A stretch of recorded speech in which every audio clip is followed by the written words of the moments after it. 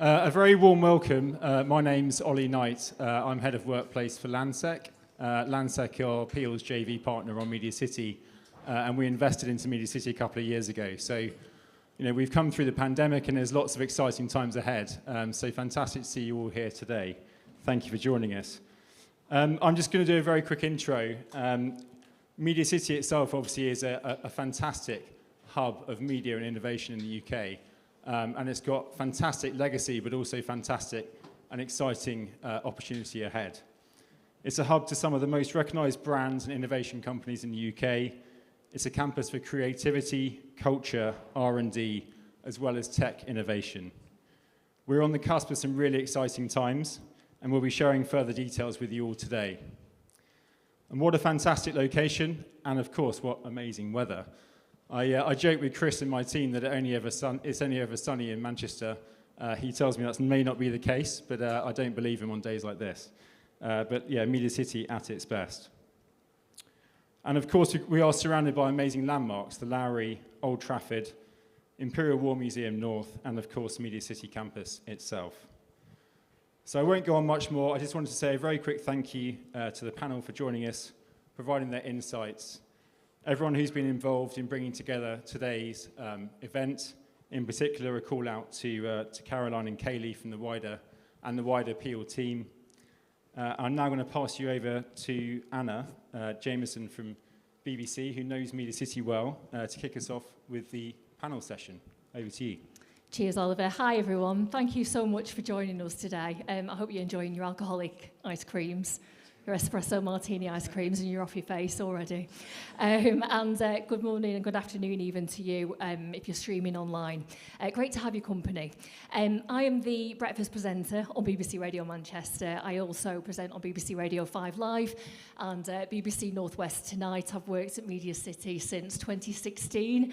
I remember you might be the same when you first arrived here. I've worked in some terrible places, parking up and coming from my interview and being blown away by the buzz of the place.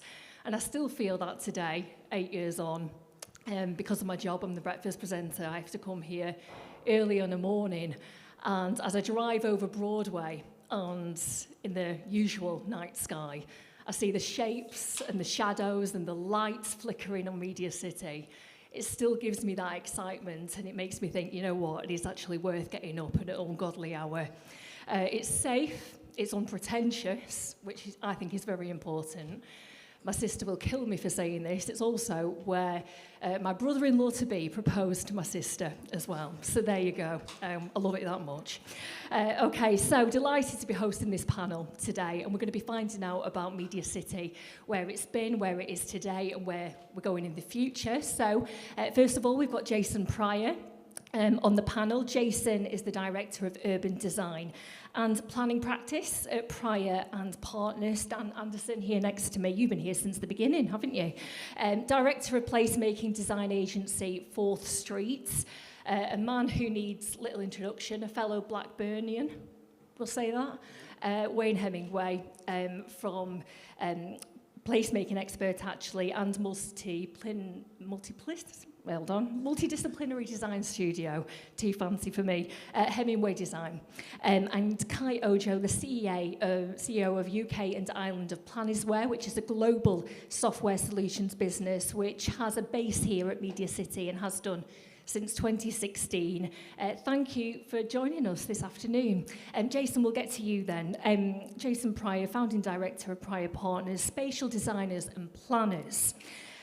You've worked on the updated master plan for Salford Quays, which has recently been approved by Salford City Council. And Jason's team pulled together the new regeneration framework, which feature 4 distinct quarters, which has ambitions for MediaCity to become one of the best waterfront destinations in the world, rivaling, it says here, Oslo's waterfront, and Australia's darling harbour. Do explain more. Look, I think around the world there are all these extraordinary waterfront developments taking place, quite often as port lands become free. They're right in the middle of the city centres. But they're an extraordinary opportunity to reconfigure our city centres, reconfigure our waterfronts, renew that engagement between land that's often dissociated from the city and the people who live around it. To be unpretentious, I think it's really important to make them of the place that you're in. So, you know, as you travel around Northern Europe, say Trondheim and Hamburg and Stockholm waterfronts, maybe places you would compare with the sort of climate we have in the north of England, you start to see some fantastic things happening. So how can we learn from those places, but also strive to be as good or better as we start to, as it were, go through the next iterations and generations of MediaCity? So can you talk us through then these proposed new quarters? What do they look like? Well, look, I think the starting point is what is here today. And as we heard in the introduction, great cultural buildings, an amazing innovation cluster, you know, an extraordinary media cluster that is the rival of anywhere else in Europe at the moment.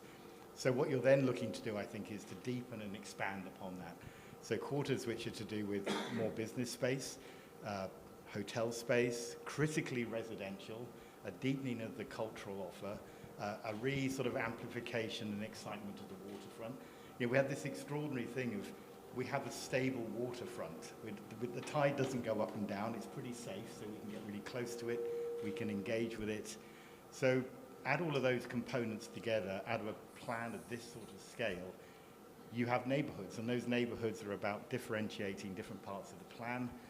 The interface of those neighborhoods will be critical, putting high streets in and lanes and connectors, but critically more intimate public space and more intimate spaces so that people feel more at home in this big landscape of water and tower blocks. So it's about agility and innovation on the one hand, but it's really about humanizing and engagement with an ever-expanding, changing population.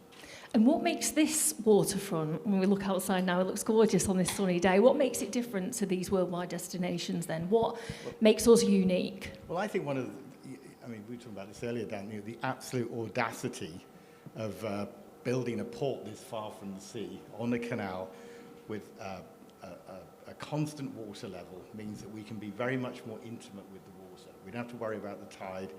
We can be, we can make it ours. We can reclaim it as part of this built environment, this piece of city that we're creating. And those other cities I mentioned have to deal with a more dangerous environment, a more changeable environment, but we can, I think, embrace and therefore respond to the water in a very different way to those cities. And it's that differentiation that I think will make this very special. Okay. Jason, thank you so You're much. Right, Dan, let's chat to you. We've heard all about MediaCity actually and how it will be physically evolving over the next decade. But this is the UK's home of content creation. We've got BBC, we've got ITV, we've got independent production companies. This is an interesting fact. Here at MediaCity, we will watch content created at MediaCity 24 hours, 6 million people will watch it at any one time. And that is content directly coming out of MediaCity, which is an incredible stat. But I know that, Dan, you've been working on a more strategic vision of where we go with our creativity and our media content, and that is all about Media Plus. Can you explain what Media Plus is? Thank you. Well, I'm going to start where everybody has started, and Jason stole my word, audacity, because that's our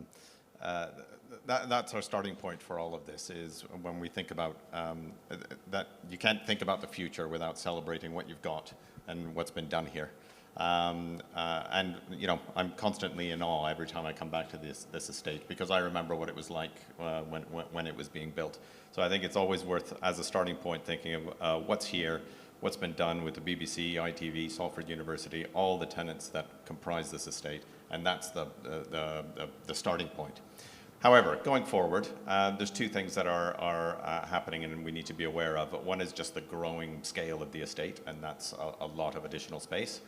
And you know, we're bumping our head on the ceiling of what we can expect in terms of companies that we would describe as traditional media companies, the way we would have described them 10 years ago. So we have to start widening the definition. And to some extent that's easy to do, because the other thing that's been happening in the sector is that media has infused itself into virtually every part of our lives. The idea of media as this self-contained sector on its own I think is a little bit dated. And we can start to think of it almost in the way that we thought about technology sectors over the past decade. So we used to talk about high-tech clusters and tech and innovation centers. We don't really talk that way anymore because technology is part of every sector. So you see places that are focusing on fintech or agri-tech or medtech or edutech. And we thought you could probably do the same thing with media at this point because media is now part of all these other sectors. We toyed with the idea of doing FinMed and EduMed, but that sounded too pharmaceutical. So we settled on Media Plus, and that's what you see on the signs around you. Media plus fashion, media plus manufacturing, media plus education. And I think over time we're going to see which of these sectors find a ready home here at MediaCity. Yeah, and MediaCity is the place to do it. There's nowhere like this in the UK. I can think of other places across the country, I won't name them, but areas which are purpose-built for specific industries, but they don't have any soul. It doesn't feel like it has like a heart here, but here not only can you work and create, and we'll talk a bit more about this with Wayne with placemaking, but it all ties in that it feels a place that you want to live, breathe and develop, not only your home, but your business as well. Absolutely, and I get one of the things we've discovered in talking to people in the build-up towards this vision is whereas historically they were all on equal footing in terms of the factors that attracted companies, and it was things like the availability of property, the infrastructure that was here, the connectivity to other places and markets, and talent and skills that were available. Now it's that last one that overpowers everything else. It's a race and a chase and a competition for talent. So when we start to think about physical spaces, it's really about creating physical spaces both within the buildings but also in terms of the public realm and the activities that are here that are really attractive to so that top tier talent. And when I talk about the talent, again, I think the X factor that is really special here at MediaCity is the combination of that technological expertise along with that creative storytelling. Having both of those is really the X factor that differentiates places, this type of place from every other place. Yeah, and Kai, I know that you went to Salford University. We'll talk more about this, and I think this happens. People come to university here and they don't ever want to leave because they love it so much. We'll get on to that shortly.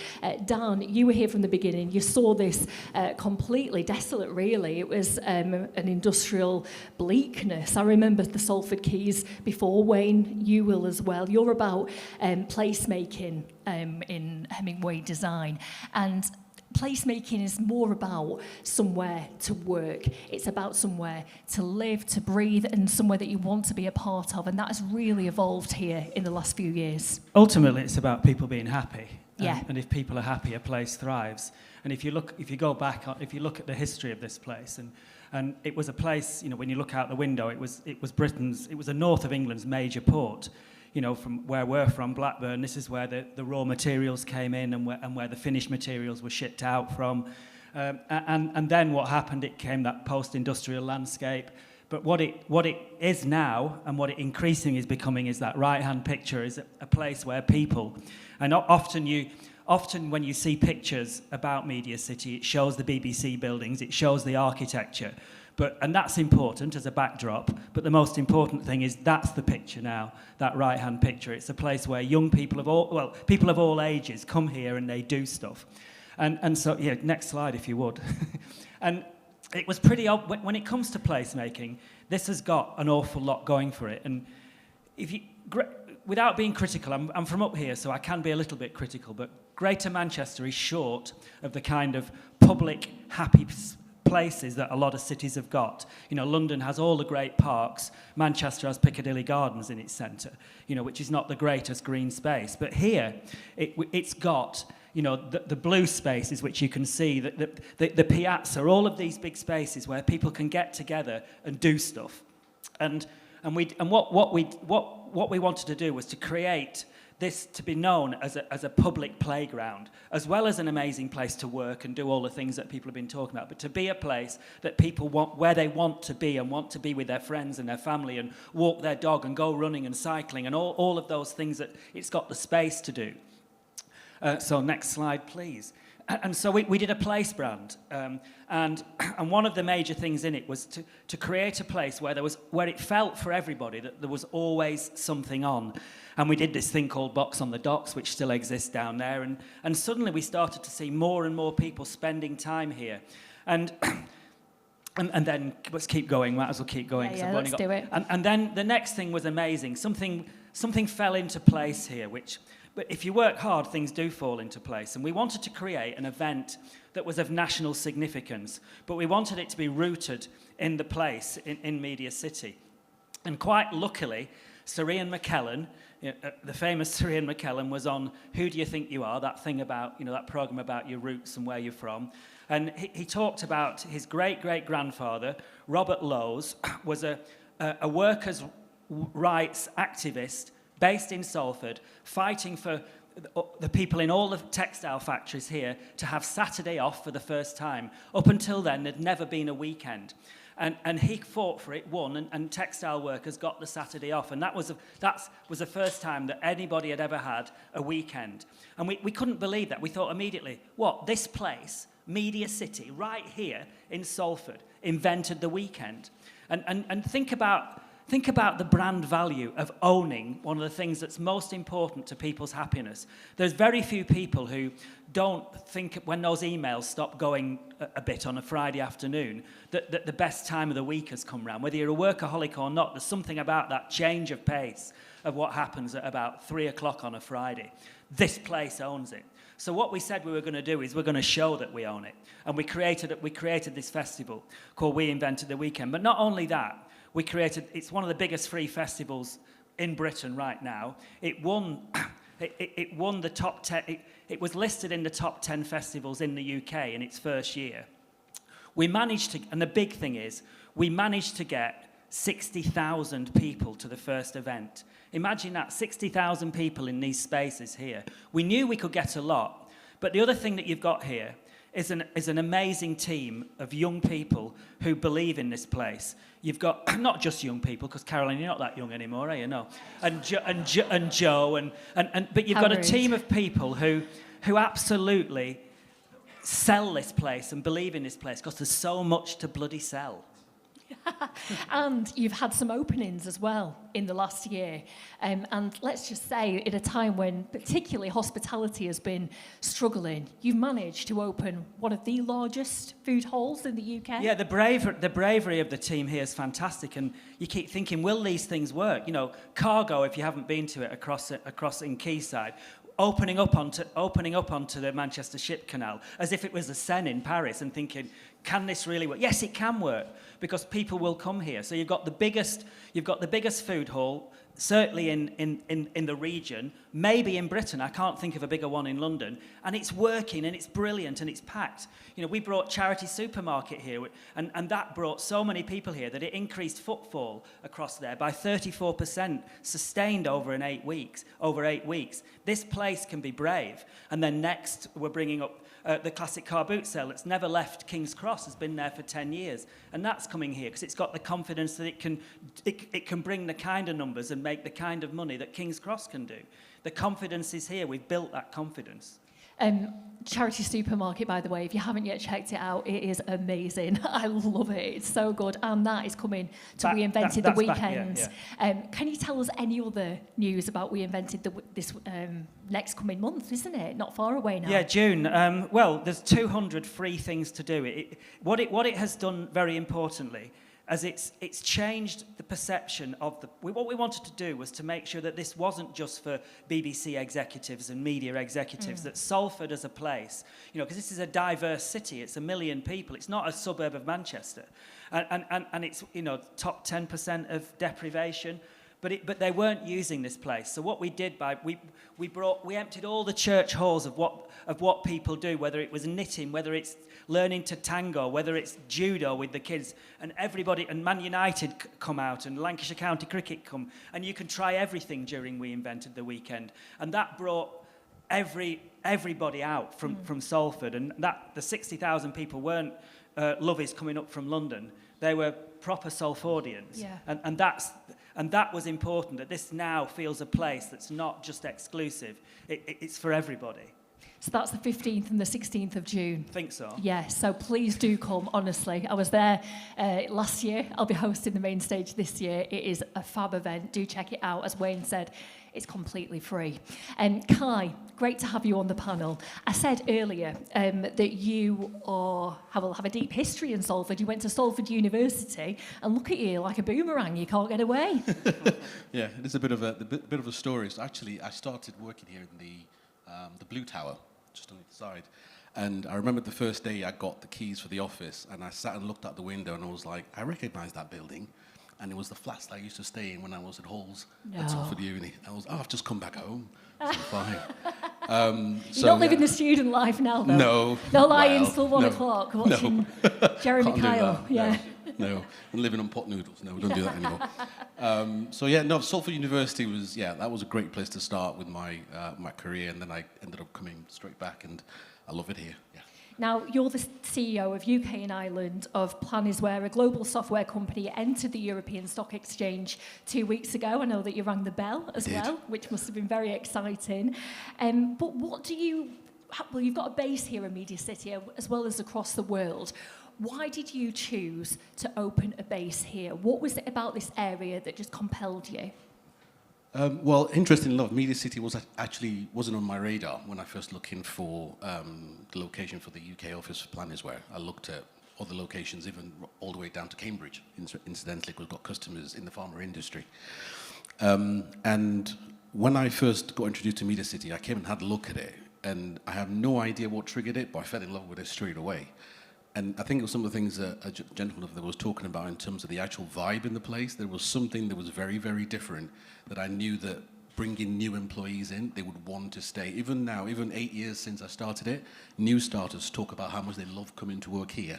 And they love being able to go for a walk at lunchtime and how green it is. You don't get that in a lot of other places. The ecosystem as well. So I'm just using that word because it defines what we benefit from while we're here as a software company.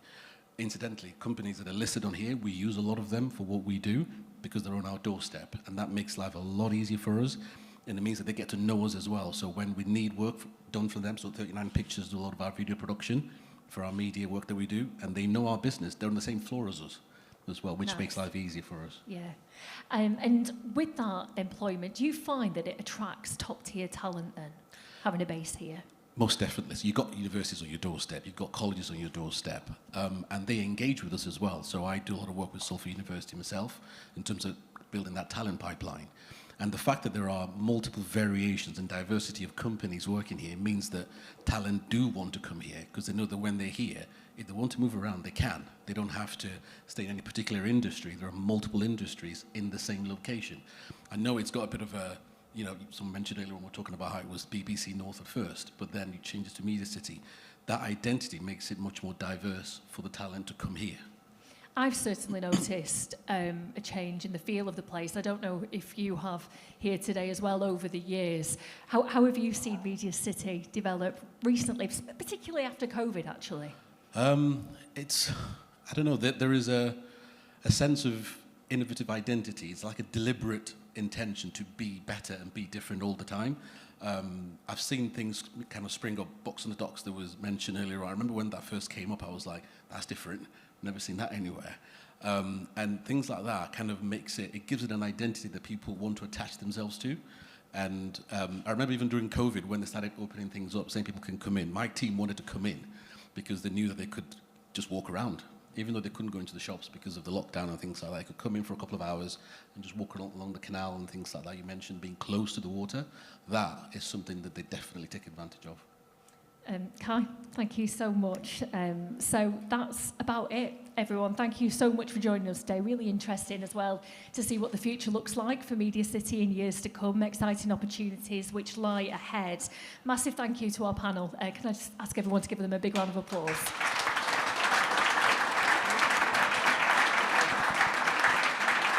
Oliver, shall I hand back to you? Oh, sorry. Stephen Kirk, thank you so much. So just a big thank you to Anna for doing such a great job in hosting the panel for us today. We hope that what you've heard today from our panelists has really excited and inspired you. And it's always really good to hear firsthand from one of our occupiers on how you found your journey at City. So thank you very much, Kai. Before we set off on the boat trip, for those that have booked on, we're going to do a quick walking tour of our recently fitted out Cat B suite on the 7th floor in the Orange building. And we can talk you through some of the many opportunities that we have available at MediaCity. Whether it's a one-desk hot desk in our Arrive flexible workspace, or up to 16,000 square foot Cat A or Cat B floor plates like this one, plus everything in between. Myself and the team can answer any questions as you walk around. So if you follow me over to the lift bank, we'll start doing those tours. Thank you. Cheers. Thank you so much, Stephen.